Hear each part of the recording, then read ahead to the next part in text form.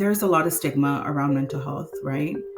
But especially in the marginalized communities, I feel like collectivistic cultures don't really understand what mental health is referring to. I think that everybody has anxiety, so they think it was just anxiety, like you can move past it.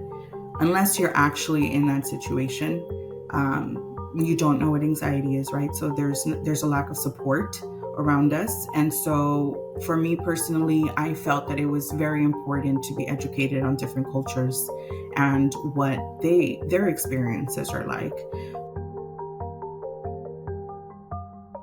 Hello, everybody. Josh Rubenstein, Media Director for Kaiser Permanente, Southern California. There's no question that the last few years have brought an unprecedented and increasing demand for mental health services. Kaiser Permanente has been meeting that moment with a unique method of trying to create a homegrown behavioral health workforce. And we're doing it through the Behavioral Health Training Institute. This is the second installment of our series about that initiative and about mental health. Today, we're meeting Carla Garcia, who has taken this dramatic step to reinvent herself, and it is her second act in healthcare. So, Carla Garcia, tell me, where did you grow up? So I grew up in Wilmington, California, which is a little, maybe 5 minutes away from Harbor City, which is where I ended up doing my internship. And it is a community that is primarily based on marginalized groups. So the population is mostly Hispanics. And so, yeah, that's where I grew up. And when I was 15, I ended up moving to Lakewood. But my heart was always in Wilmington. So I still went to school there until I graduated in 2007. So you're SoCal, born and raised, SoCal native. Correct. Yeah. Tell me about, so you knew that you were going to at least begin this career in healthcare in some aspect because you came to work at KP, right? Yes. So I actually ended up, when I was going to be 18, my cousin, who was like my sister, she was a year older than me. And she said, you know what, it's really hard to find a good paying job. And so I think that we should take a course to become a ward clerk. Okay. So then that way we can work for a hospital. And, you know, we don't have to struggle with having to find two different jobs to make ends meet. And I said, oh, I think that's a great idea. So we were both going to Cerritos College during the night, and during the day we would go to Harbor Occupational, where they had a ward clerk class. And that was for 5 months.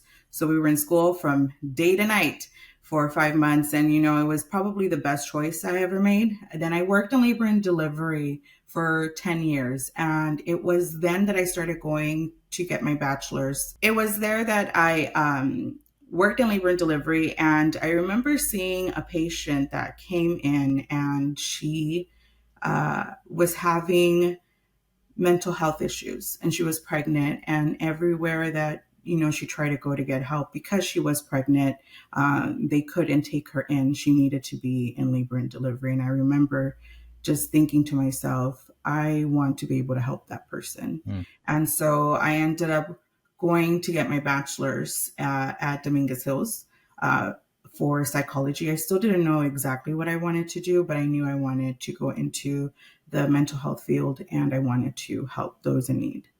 And how many people in your family had gone to college to this point, or gone on to that advanced education? So my mom was the first in her family to graduate high school, the first in her family to graduate from a bachelor's, and the first in her family to graduate with a master's degree.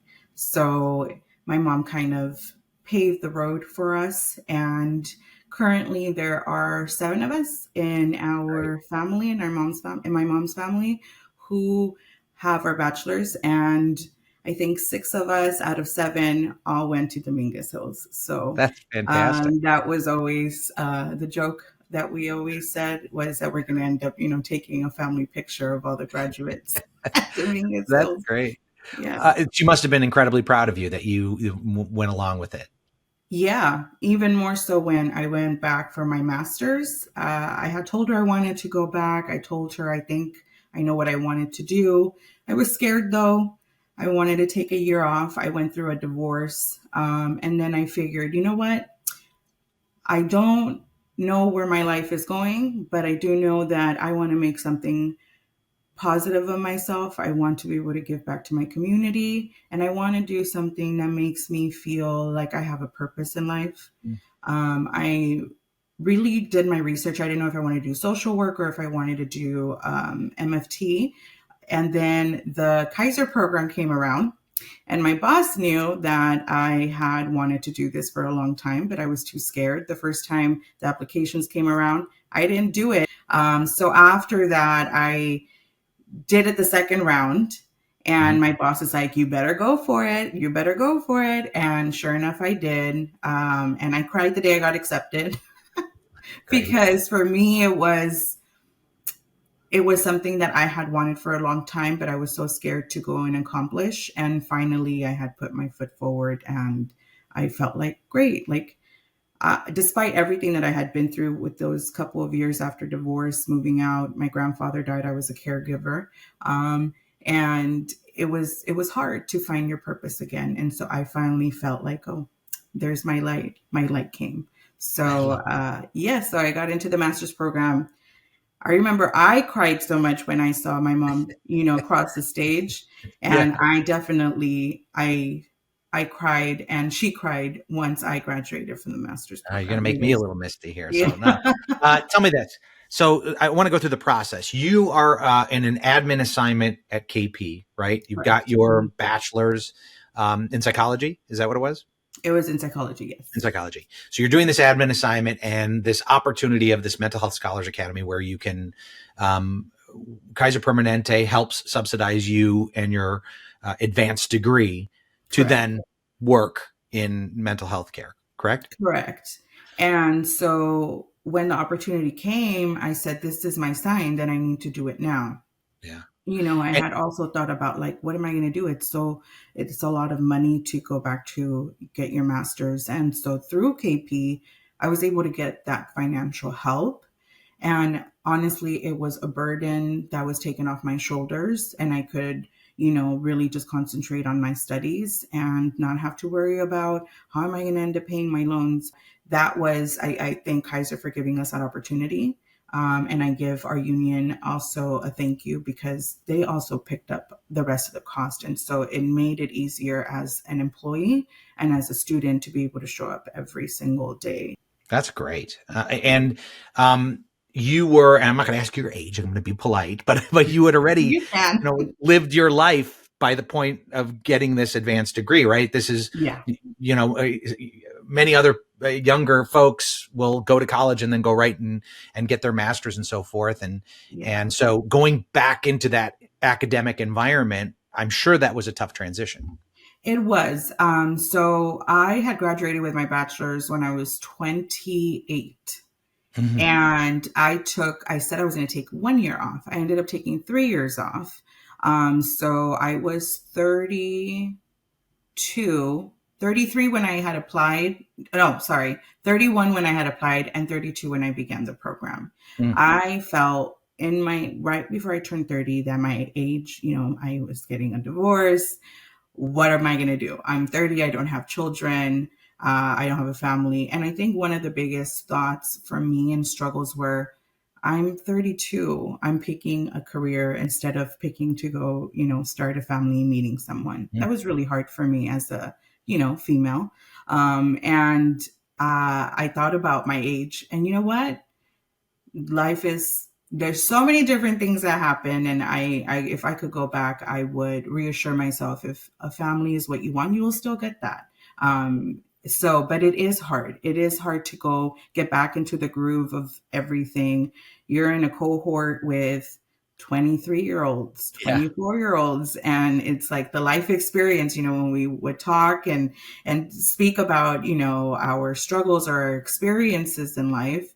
It was hard to connect because I feel like people my age, like, we've seen it all. We've gone through it. We're juggling a job and going to school and an internship. So it was that in that aspect, it was a little bit difficult to try to connect with, the younger, but also I remember being that age, and, there's so many things that happen afterwards that, bring it back to home and back to your purpose. But yeah, age, I was 34 when I graduated. I can't believe I'm going to be 35 in 6 months, but I feel like I've accomplished a lot and I feel very proud of myself. And we are proud of you too. I bond with you on the going back to. I went back to get my master's when I was 40 years old too. So Mhm. that whole experience of like going back into the college mode. But one thing that I experienced, I wonder if you experienced the same thing, that it meant more. Like just more was on the line. You felt it. And that experience that you're talking about, I think, makes it a more profound experience all in all. Right. Correct. I definitely couldn't have had the same experience with my master's program and with clinicals. I don't think I would have had the same experience had I been in my 20s. I feel that the reason I was able to connect with a lot of the clients that I was seeing at Kaiser was because I had gone through similar experiences. And so now being on that other side, I could, you know, help my clients through those struggles and those barriers and obstacles that they came across and how they felt. It was a form of connecting with them that I would have never been able to do had I not gone through them myself. And I So was going to get like, how much of your life and your experience do you bring to your daily work? for me, I especially during my internship, it's hard to not tell your patients, and be so to expose so much of yourself, right, when you're not supposed to do all of that, but you are supposed to connect with them. So a lot of my internship was me connecting with them in that level, not to the point where I disclosed too much, but to the point where they felt like, oh, it's not just me, Mm. and I can do this. And I used it more as a motivational speaking type of, I really felt that positive reframes were one of the most positive things or techniques that I could have used with my clients. And I truly wish that someone was there to do positive reframes with me when I Mhm. was going through those struggles. So a lot of it had to do with my experience or my experiences prior to, getting into the master's program. But it was such a raw emotional experience with a lot of my clients. And I think for them, and often I heard, today I felt understood. Mm. And I haven't felt understood in a really long time. And for me, that makes me emotional because sometimes in life, especially when you're from a community that, there's so much going on, there's a lot of violence happening everywhere. I'm a first generation Mexican American, and so a lot of the people that I grew up with, we had similar upbringings, and so the expectations of our parents were high for us. And a lot of it had to do with, the first generation expectation of, you help, and yes, you are your own person, but we still have expectations to take care of our grandparents, to take care of our parents, to help with our siblings. So all of that, while trying to navigate your own life, it's hard when people don't understand why you can't just push those things aside and move on with your life. And so I think that was what made the difference for the people that I was serving, and it really helped connect with what their struggles were like. You talk about your cultural heritage. How important is something like this to providing access and equity for all cultures, all backgrounds? It's very vital, I believe, especially in a therapy session. There's a lot of stigma around mental health, right? But especially in the marginalized communities, I feel like collectivistic cultures don't really understand what mental health is referring to. I think that everybody has anxiety, so they think it was just anxiety, like you can move past it, unless you're actually in that situation. You don't know what anxiety is, right? So there's a lack of support around us. And so for me personally, I felt that it was very important to be educated on different cultures and what their experiences are like. What do their support systems look like? Because I was going to therapy myself, and one of the things that my therapist told me is boundaries. Why aren't you just putting boundaries? Hmm. And I'm, no, you're not going to do that. And I remember thinking, like, I can't tell my mom no. She's like, but you're an adult. And I'm like, Yeah. yeah, but she's still the boss of me, you know? Yeah. And boundaries is a very hard thing to learn how to do. It's one of the most beautiful things that I've ever done for myself. However, putting those boundaries in place as firmly as you can in the beginning is very hard. They are not respected. And so I think that's where I found a struggle, is that there was a lack of understanding as far as what expectations were on me or someone like me. And it had to do with understanding a culture and understanding that, we were raised with, you help when you can, you help your grandparents, you help your parents. I remember not being able to go away to college and being told, you have to stick around here because I need help with your brothers. And that was really hard because I really wanted to leave. I felt like I wanted to experience the world.